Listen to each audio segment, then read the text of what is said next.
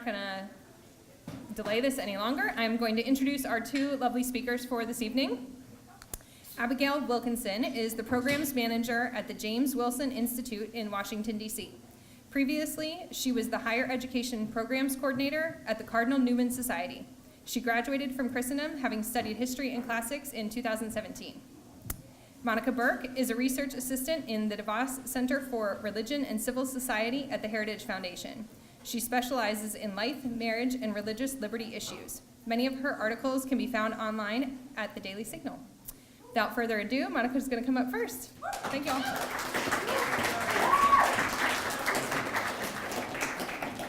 Oh, look, Johanna stayed from the beginning. Hi. So if I look familiar, it's because I look exactly like my sister, Johanna. Many of you know. She wanted me to roast her from up here, but I think she's lovely, so I don't have any good jokes for you guys. Okay, so I knew a lot of you from my time at Christendom, so it's really cool to look around and see a lot of familiar faces. So Abby and I graduated in the class of 2017, which simultaneously feels like it was just yesterday and also was a million years ago. So it's really nice to meet all of you who are new students since I was here, and I hope I get to meet you guys after this presentation. So let me tell you guys a little bit about what think tanks are, what I do, as well as my experience when I was here at Christendom, and then I have more advice than you could possibly want when it comes to getting started in DC. So let me tell you guys first a little bit about what a think tank does, because what I hear is the word on the street is not many people know what a think tank is, and that's great because I didn't really know what a think tank was until I went to go work at one. So think tanks can greatly vary in size. Some of them operate with one person. Mine operates with about 300. So that's a pretty big scale, and there's also a lot of variety of how they go about trying to influence policy, how big they are, how they operate, what they specialize in. So when someone says think tank, you'll probably want them to supply a little bit more detail. So there are some think tanks that are just one-person shops of someone who sits around, they publish research. Some of them might be more well-connected, some of them just might be a one-stop shop and kind of operate in their own little bubble. Others, you might have heard of like the Brookings Institute or the American Enterprise Institute, or I work at the Heritage Foundation. And those tend to be bigger enterprises. They typically have departments that specialize in a wide variety of policy. And what's unique about what I do at the Heritage Foundation is that Heritage was really developed in order to affect what happens in Congress. So my office is located on the Hill. We actually have two buildings, so I work in the main building, which is located on the Senate side of the Hill. So from our windows, we can see all the Senate office buildings. And then we have another building that's a lot smaller on the House side. And the idea behind having these two locations is that we want to be as accessible as possible to Hill staff, to members, so that if they ever have questions about anything that we publish, they can just come right to us and we have everything on hand. So the idea behind the founding of the Heritage Institution was we wanted to actually influence policy as it was being made. So I can't remember all of the particulars, but back during our founding, when it was just the first handful of people who bought the building and founded the shop, there was basically a big budgetary bill that passed out of Congress. And after everything was signed on the dotted line and put into law, that was when AEI, the American Enterprise Institute, published this huge authoritative paper on everything that the government should have done in the bill. And our founders said to themselves, well, that seems kind of silly because you didn't affect the outcome whatsoever.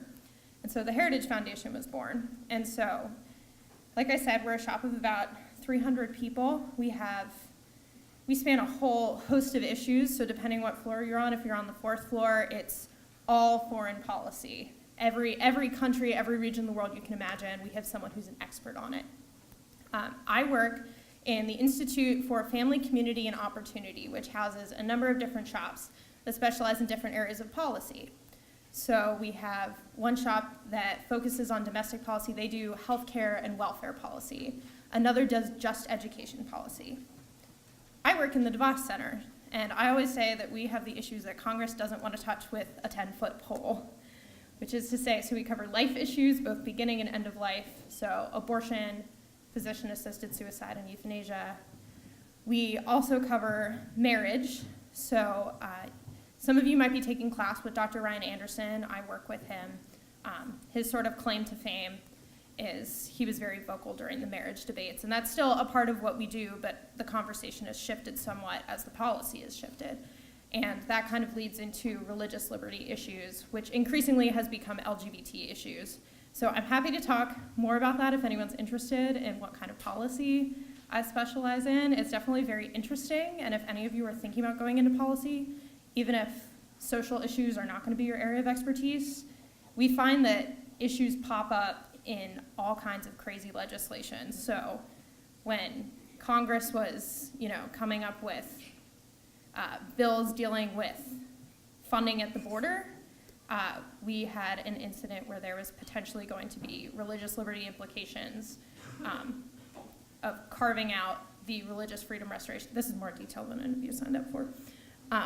Where it was going to have serious implications for precedents for religious liberty. So if any of you are thinking about going into this field, whether a think tank or the Hill or anything like that, I have experience, Abby has experience, we have other Christendom alumni who have experience, so we can connect with them. So that's what a think tank is. That's what the Heritage Foundation is. And I told you a little bit about what I do. So here's a little bit more about what I do. So what does the day-to-day look like if you're a research assistant, you're in an entry-level position at a think tank like mine? So I'd say half of what I do is administrative.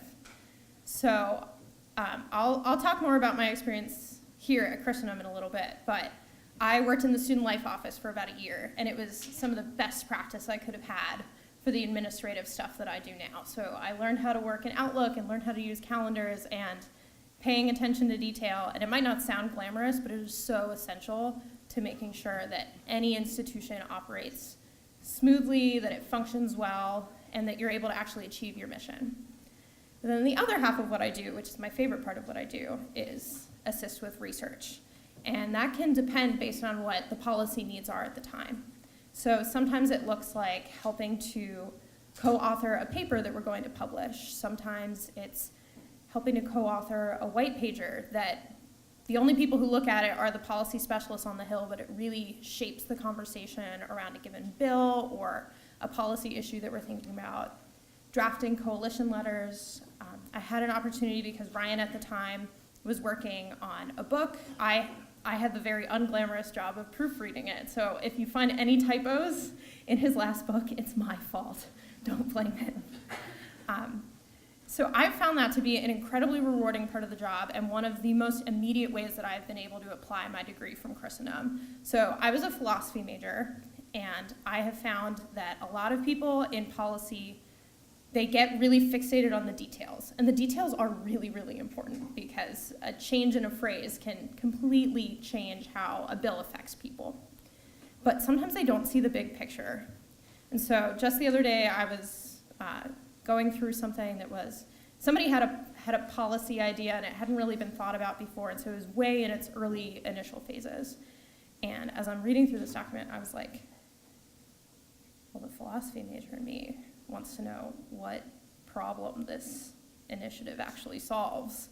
And as we were sort of talking about it internally, we were like, yeah, we don't really know why we're going to all this trouble. And so that's just, I think, like one small example of the way that you can apply your education. Christendom really teaches you how to ask questions, to think about the meta-narrative, to think in terms of big questions. So I said I would tell you more about my Christendom experience, and a lot of you knew me from my time at Christendom, so hopefully no one will say anything I said was untrue. But I loved it. I absolutely loved my time here at Christendom. I loved being a philosophy major. It was just academically an amazing experience. So some of the advice that I will give you guys about how to use your time well at Christendom is you have a really unique opportunity, because it's such a small community, to get involved. And that looks different for everyone. For some people, it's, they're president of several clubs. And for other people, it's in much smaller but more concrete ways.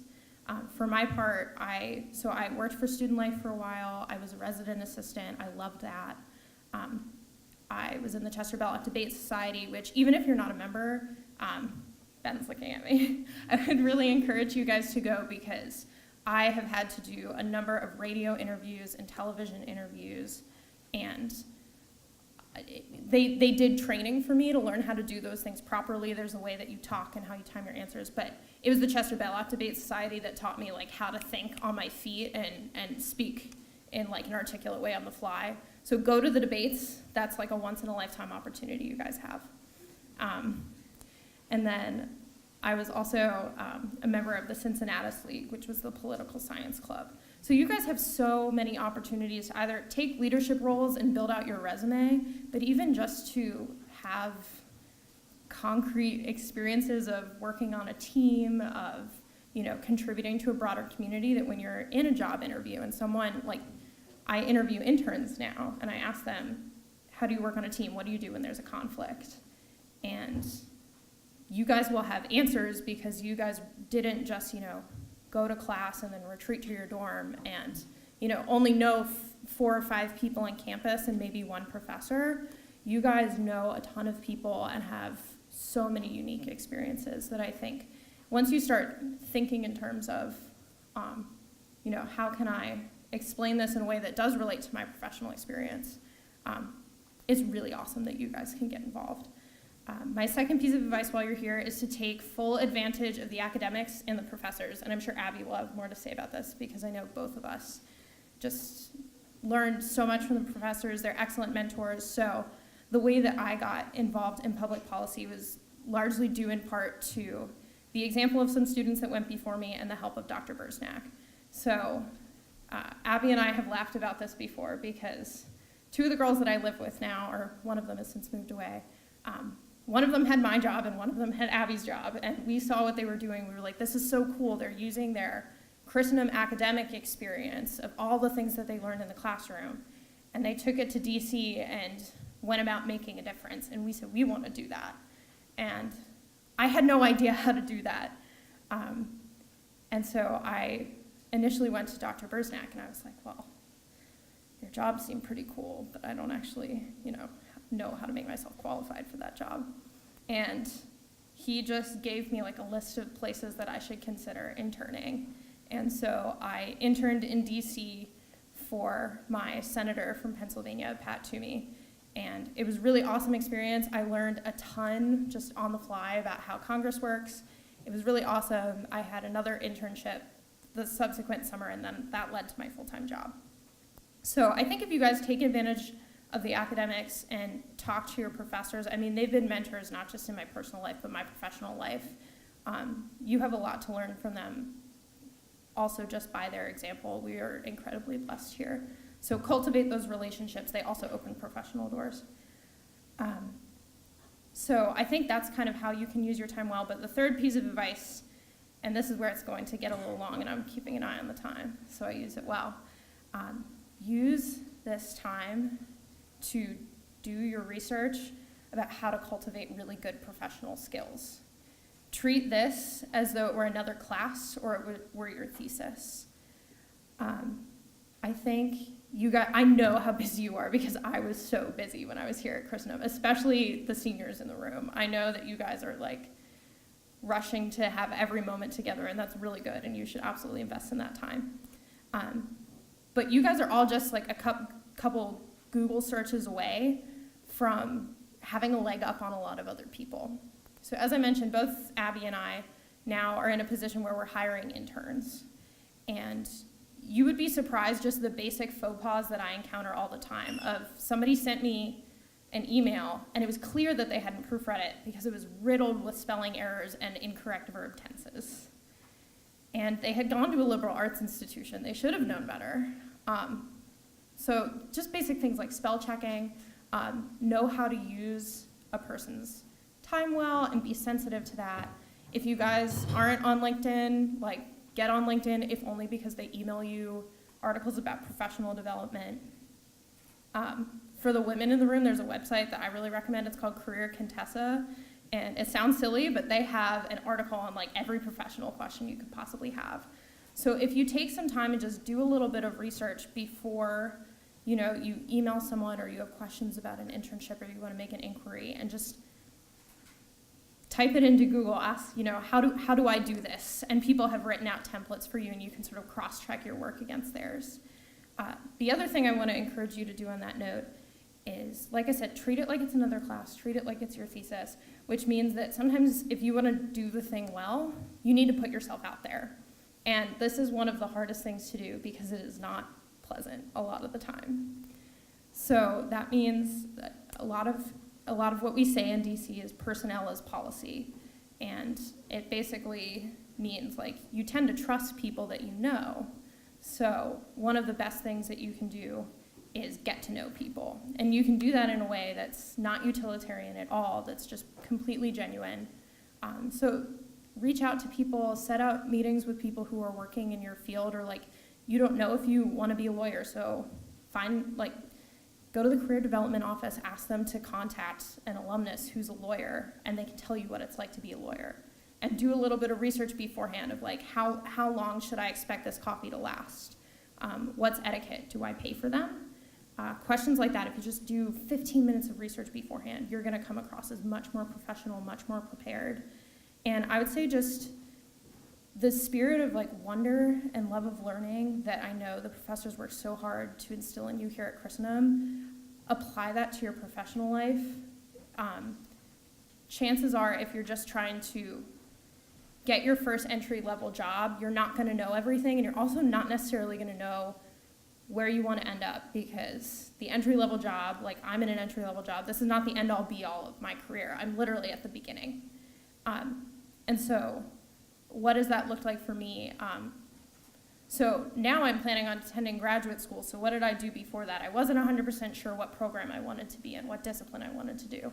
So I went on Google and I looked up different faculty at the institutions I was applying to, and I looked for people who had research interests I thought were interesting. And I'd ask them if they could get coffee. Most of them said yes. People are like really nice about helping you if you go about it and you just are willing to be flexible with them. And I learned a ton just by taking 20 minutes to talk to somebody, and I ruled out a lot of things I learned I didn't want to do and discovered a lot of things I was interested in. So I think if you guys do your research and you're willing to be vulnerable and put yourself out there and just always double check your work, I think you guys are gonna find that you're gonna be fine. Christendom sets you up really well. It trains you to be a certain kind of person, which is the most important thing. It trains you to think in a certain way that I think a lot of people just have not had the same training, and you can really be a force for good in the workplace. And then specifically, if you are thinking about either working at a think tank or another part of policy in DC, whether that's being a lawyer, going to work on the Hill, going to work for the administration, all of those things. Do your research, put yourself out on a limb, but you have an alumni network at your disposal, and so stay connected with your alma mater.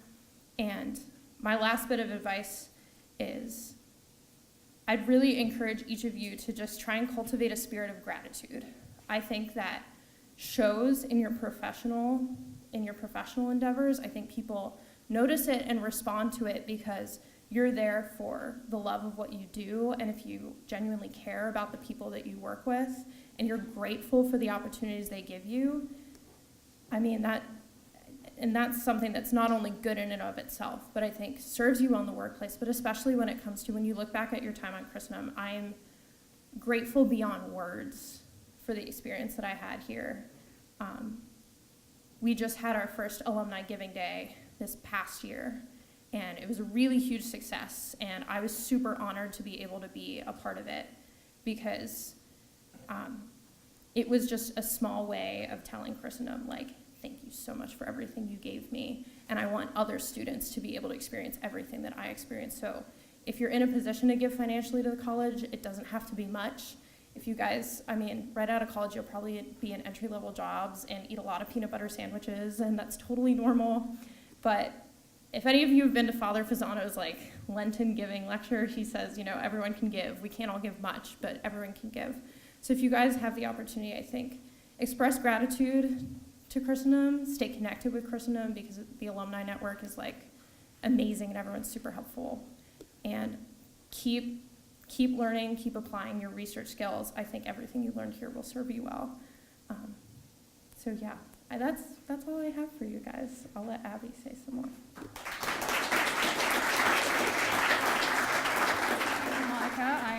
And thank you to all of you for being here, and to Kristen for setting this up. It's so special to be back, and it's special to be back with Monica. We interned together, well, not together at the same organization, but we were in DC the summer after our junior year together as interns, and we met, became friends, orientation weekend freshman year, not playing dodgeball at gym night, and now we're working together in DC, so it's really great to be back here with Monica. So as Kristen said, I'm currently the programs manager at the James Wilson Institute, which is a nonprofit located in DC. And while we could also be classified as a think tank, we do not have 300 members. We have about 5. There are 2 of us in the office every day, not including our interns. So that's definitely a different experience.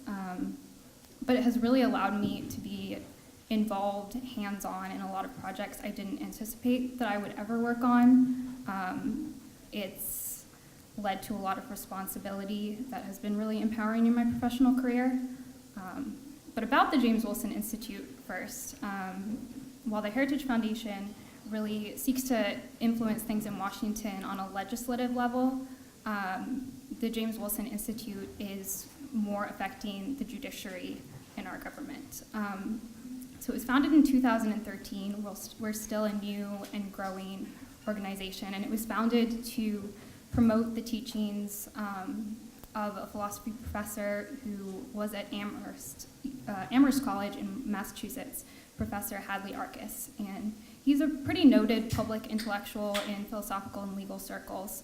And we work to promote his work and to promote an understanding of a sort of moral, natural law approach to our jurisprudence, primarily to an audience of lawyers, judges, and law students. So if you're interested in going to law school, if you're interested in being involved in the legal field in any capacity in the future, I definitely recommend looking into our work, look into interning.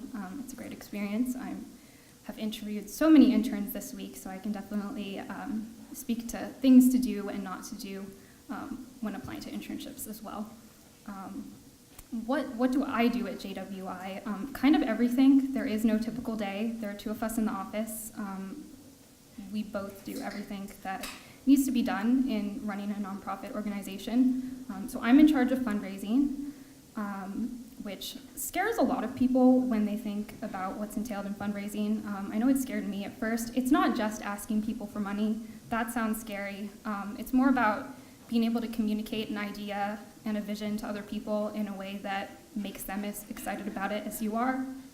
So I write grant proposals to foundations, I construct individual donor campaigns, I run our membership program. So those are sort of the different fundraising things I do.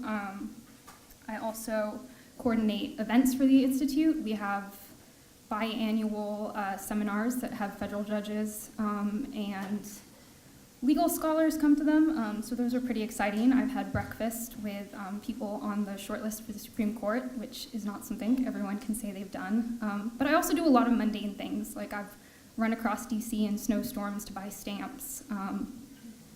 That wasn't fun. So there's the mundane and there's the glamorous, and they kind of go hand in hand in your first job, and really in any job, if you're not willing to roll up your sleeves and get the hard work done. You're not going to go very far. Before I was at JWI, I was at a different nonprofit organization, not in DC, in Manassas, but that's Northern Virginia, so it kind of counts. The Cardinal Newman Society, which I would assume most of you are somewhat familiar with, but it's a Catholic nonprofit that seeks to promote faithful Catholic education, both at the K-12 level and also at the college level. So I was the higher ed programs coordinator there. Funny story, that wasn't the job I was interviewing for. A friend of mine and I were actually interviewing for the same job, and they liked us both, so they made this job for me. And so I kind of spearheaded a lot of projects the society was doing at the time related to college students. I ran a conference for college presidents. I coordinated working groups with student life professionals and academic admissions professionals, et cetera. So those were a lot of really cool opportunities too, but I kind of wanted something bigger, not bigger, small organization, but something with more responsibilities, a little bit more of an opportunity to grow my skill set. And so that's why I moved to DC. But I also interned a lot, as Monica mentioned. We were both interning in DC. I did intern at the Heritage Foundation, and anybody who is thinking about interning at Heritage, I highly recommend it. It's one of the biggest and one of the most respected internship programs in the conservative movement in Washington, DC. I think there are about 60 interns in the summer class. I am constantly surprised at how often I run into people who are in my intern class all over the place in DC. And those friendships have continue to lead to career growth for me to this day. I go to monthly meetings over at the Senate, and I'm always running into my two best friends from Heritage there. And Monica got to know a lot of these people through me at the time, and one of my best friends from Heritage was just telling me that he was meeting with Monica to discuss religious liberty issues. So those kind of friendships that you're able to form with people in your intern class are things that will continue to affect your career later down the line at a point that you can't necessarily foresee at the time. I also interned at the Media Research Center, which is a conservative group in Reston, Virginia, so accessible by the Metro now. But I was a reporting intern because I thought at the time that I wanted to be a journalist. They have a news branch called cnsnews.com, and I wrote a couple pieces a week for the website. I had my writing on the Drudge Report, which was at the time, a really tangible way to show people in interviews that my writing had an effect and reached a wider audience. And I also got sent down to the Hill to interview members of Congress. What 17-year-old doesn't want to be chasing after Nancy Pelosi in a tunnel under the Capitol? But that would make a pretty good story for later interviews and for later professional experiences. I did realize through doing that journalism wasn't the right fit for the future of my professional career, and that was a success too. I think interning is really important because not only does it make you those connections that are really important in moving forward in a career in Washington, but it also teaches you what you don't want to do, and that's a really important part of figuring out ultimately what you do want to do. So that's kind of where I've been, and that's how I've come to where I am today.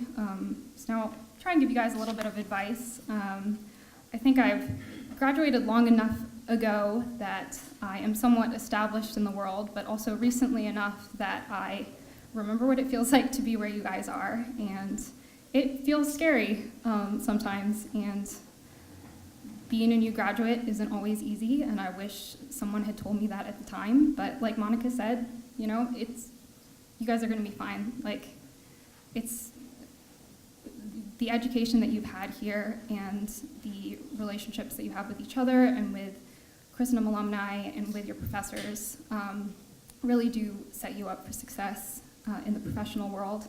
I really do want to emphasize the relationships that you have with your professors. The faculty at Christendom College, I come up again and again when I talk about my experience here. Hands down, some of the best men and women I've met in my entire life. The professors here are always rooting me on in my career and my goals and my aspirations, even when I'm not. And that's definitely been an inspiration to me. Go visit them in office hours, talk to them about your academics, but talk to them about your ultimate goals as well. A lot of people, especially I think in the political science department, have had careers outside of academia. Professor Madden works for the Justice Department. I know the professor who does international relations has had a long career as well, so if you're interested in that sort of thing, talk to them, take the time and be respectful, and those are mentors that can last the rest of your life. And the same thing with your friends who are alumni. Keep those connections. I know when I have ever considered leaving a position, I would be a lot happier leaving that position with a recommendation of somebody who I think would do well in the position after me. And a lot of the time, those are Christendom students. And so that's where being friends with alumni, that served me and Monica very well personally in our careers, and it's something that, I try and pass down as well, and I think a lot of people do. And I would take comfort in the fact that you don't really need to know what you're doing right now. Nobody really has any idea what they're doing with the rest of their life. And sometimes people can tend to let that paralyze them and stop them from doing anything.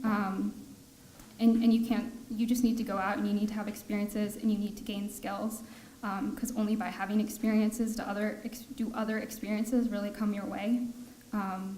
I would recommend, if you haven't read it, there's a book by a psychology professor at the University of Virginia called The Defining Decade, about growing in your professional life in your 20s.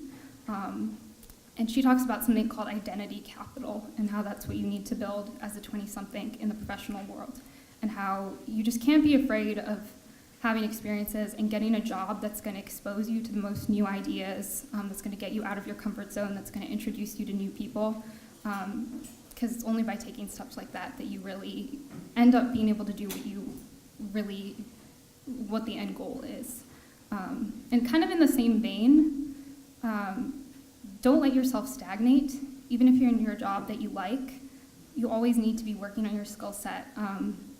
Even if you're in your job that you like, keep looking at job descriptions. Look at job descriptions of things that you want to do in the future. Look at those skills, and if you don't have them, get them. Learn a language, learn how to use new software.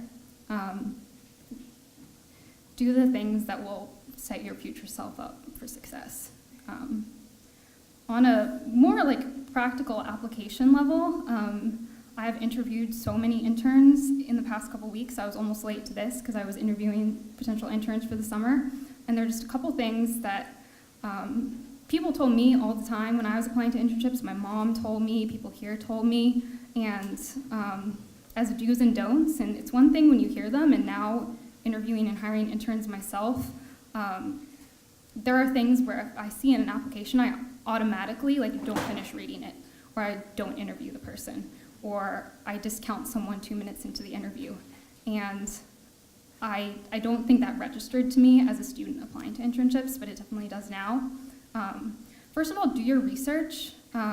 If you're writing a cover letter, don't have it be so generic that it could be talking about any organization. I've received cover letters that were so generic that they never once mentioned my name or the name of my organization or what we did in it. I'm not going to interview you if your cover letter looks like that. It's not that hard to find out someone's name. Don't address something dear hiring manager if you can possibly avoid that. LinkedIn exists, websites exist. My name is in my email. So if you're more personal, someone's more likely to read your application. And also, in an interview, I ask questions that sort of ascertain whether someone's read my website. JWI especially has somewhat of a heterodox approach to the law, even among conservative circles. A lot of conservatives really emphasize what's called originalism, which is always going back to the text of the Constitution. Our approach at JWI is more of a natural law approach, so reinforcing that these rights would exist even if there were no Constitution. So a lot of people just give us the Republican party line, or give us a generic conservative understanding, which doesn't really show how we're different in the movement. And what really sets apart our best interns is the people who kind of have tried to get a grasp on what makes our organization unique. And then just on a manners level, people always stick in my mind when they send me a thank you email after an interview. I know sometimes people say letter or card. It's faster to do an email. You're probably more likely to do an email. So I definitely recommend doing that as well. Also, one question that I do ask people, especially if I'm trying to figure out how conservative they are or what their intellectual background is what publications they read. If you're applying for a conservative organization, don't say just the New York Times. That's probably not going to say the sort of thing that you want to say. If you want to say a newspaper, I would recommend reading the Wall Street Journal. If you're applying for a more intellectual type organization, The Public Discourse is something you should be reading. First Things is a publication you should be reading. There's a list. if you're interested in more things that you should be reading to kind of cultivate yourself for that sort of scholastic audience, I would happily give you recommendations.